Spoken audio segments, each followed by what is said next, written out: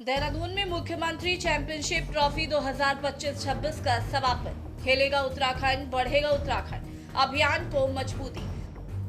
CM Dhami ने खिलाड़ियों के लिए खेल कोटे और सुविधाओं को बढ़ाने का दिया आश्वासन। मेधावी खिलाड़ियों को नगद पुरस्कार और सर्टिफिकेट वितरित किए गए। सीएम ने कानून व्यवस्था के साथ साथ आपदा प्रबंधन में पीआरडी जवानों के योगदान की सराहना की।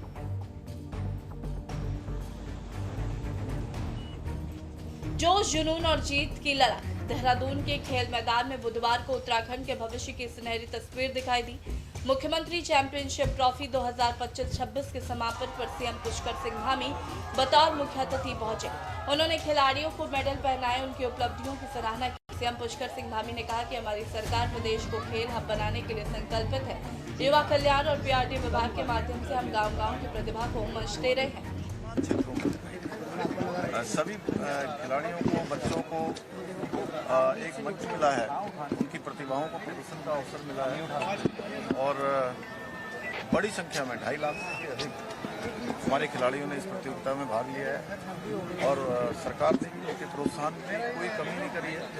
और इसके पीछे नीचे कर लीजिए कि हमारे सभी बच्चों को, खिलाड़ियों को आगे आने का अवसर मिले, उनका प्रोत्साहन हो, खेलों के क्षेत्र में वो बेहतर करियर बनाए, प्रदेश का, देश का नाम रोशन करें और 11 करोड़ रुपए की धनराशि डीबीटी के माध्यम से जो पुरस्कार विजेता हमारे खिलाड़ी हैं उनके सीधे बैंक अकाउंटों में भेजा जा रहा है।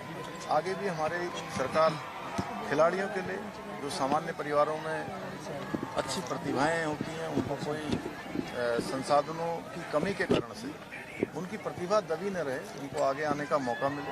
हमने नई खेल नीति में भी उसका प्रावधान किया है और स्पोर्ट्स लीगेसी प्लान भी हम बना रहे हैं। हमारे यहाँ पर राष्ट्रीय और अंतर्राष्ट्रीय स्तर की प्रतियोगिताओं के लिए कई सारे स्थान बन चुके हैं। केवल खेल ही नहीं बल्कि प्रांतीय रक्षक दल के अनुशासन प्रदर्शन ने भी सबका दिल जीता। विभाग ने इस आयोजन के जरिए युवाओं को नशे से दूर रहकर खेल के प्रति जागरूक करने का संदेश दिया।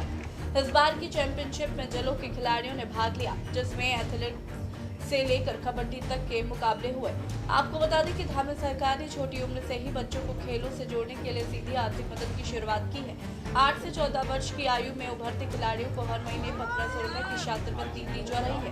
वहीं इसमें हर जिले से 150 बालक और 150 बालिकाओं का चयन किया जाता है। 14 से 23 वर्ष के खिलाड़ियों के लिए 2000 रुपए मासिक छात्रवृत्ति और साल में एक बार खेल उपकरण खरीदने के लिए 10,000 रुपए की अतिरिक्त सहायता का प्रावधान है। जबकि खिलाड़ियों के भविष्य को सुरक्षित करने के लिए सरकार ने ऐतिहासिक कदम उठाया। राष्ट्रीय और अंतर्राष्ट्रीय स्तर पर पदक जीतने वाले खिलाड़ियों को सीधे राजपत्रित अधिकारी और अन्य सरकारी पदों पर सीधी नियुक्ति दी जा रही है। अब तक कई पदक विजेताओं को पुलिस और अन्य विभागों में नियुक्तियां दी जा चुकी है। साथ ही खिलाड़ियों का मनोबल बढ़ाने के लिए पदक जीतने पर मिलने वाली सम्मान राशि को कई गुना बढ़ा दिया गया है। स्पोर्ट्स यूनिवर्सिटी पर हमारा काम तेजी से चल रहा है।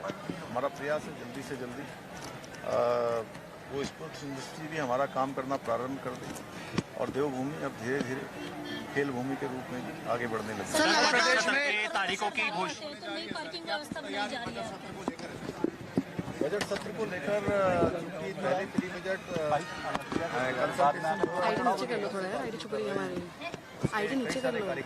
वर्गों के बीच में हो गए हैं, मैं भी उन कार्यक्रमों में भाग ले रहा हूँ और जो समाज के विभिन्न आयामों में, विभिन्न क्षेत्रों में काम करने वाले, चाहे वो हमारे व्यापारी बंधु हों, किसान हों, उद्यमी हों, स्वयं सहायता समूह की बहनें हों, हमारे जनप्रतिनिधि हों, व्यापारी क्षेत्र में काम करने वाले लोग हों, समाज के क्षेत्र में काम करने वाले हों, उन सभी से उनके विचार ले रहे हैं और उस विचार के आधार पर अच्छा बजट हमारा प्रस्तुत हो, उसके लिए प्रयास किया। सर, प्रदेश में सर पार्किंग को लेकर 11 स्थानों को जो है पार्किंग प्रोजेक्ट्स जो हैं आपके द्वारा चलाए जा रहे हैं, किस तरह से देखते हैं? चारधाम यात्रा भी अभी होनी है।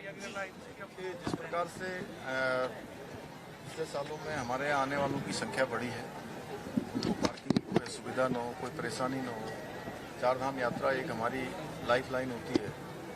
वहाँ आने वाले यात्री, राज्य के अंदर अन्य स्थानों पर आने वाले पर्यटक, वो एक अच्छा अनुभव राज्य का लेकर जाएं। उसके लिए सभी सुविधाएं अच्छी हों, चाहे वो पार्किंग हो, आवास हो, पेयजल हो, सड़क हो, परिवहन हो, सुरक्षा हो, सभी पर हम तेजी से काम सरकार राज्य के हर जनपद में स्पोर्ट्स स्कूल खोलने की योजना पर काम कर रही है ताकि पढ़ाई के साथ प्रोफेशनल ट्रेनिंग मिल सके।